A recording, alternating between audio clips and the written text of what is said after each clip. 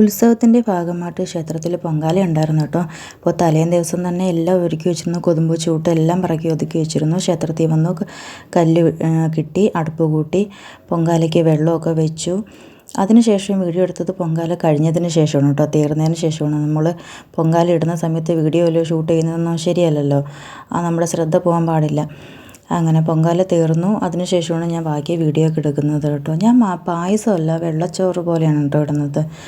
മധുരം ഇടാത്ത അങ്ങനെയാണ് പൊങ്കാല ഇടാറുള്ളത് കേട്ടോ. അങ്ങനെ പൊങ്കാല ഇടുന്നവരുണ്ടെങ്കിൽ കമൻറ്റ് ചെയ്യാൻ മറക്കല്ലേ. അപ്പോൾ രാവിലെ 8-8:30 മണിക്കായിരുന്നു ക്ഷേത്രത്തിൽ പൊങ്കാല.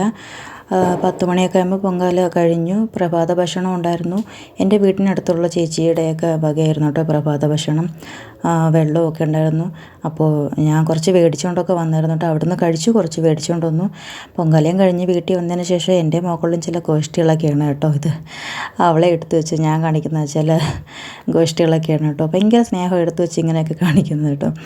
അതിനുശേഷം എനിക്ക് കുറച്ച് സ്റ്റിച്ച് ഉണ്ടായിരുന്നു. ഞാൻ പറഞ്ഞില്ലേ വീട്ടിനടുത്തുള്ള ഒരു പയ്യൻ്റെ കല്യാണം ആണെന്ന് പറഞ്ഞില്ലേ. ഇപ്പോൾ ഇതാണ് കല്യാണം. ചെറുക്കൻ കൊടുക്കുന്ന മംഗല്യ പുടവയ്ക്ക് കൂടെയുള്ള ഉടുപ്പാണ് കേട്ടോ ബ്ലൗസ്. അപ്പോൾ ഇത് ഞാൻ സ്റ്റിച്ച് ചെയ്തതല്ല, ഇതവർ പുറത്ത് ചെയ്തതാണ്.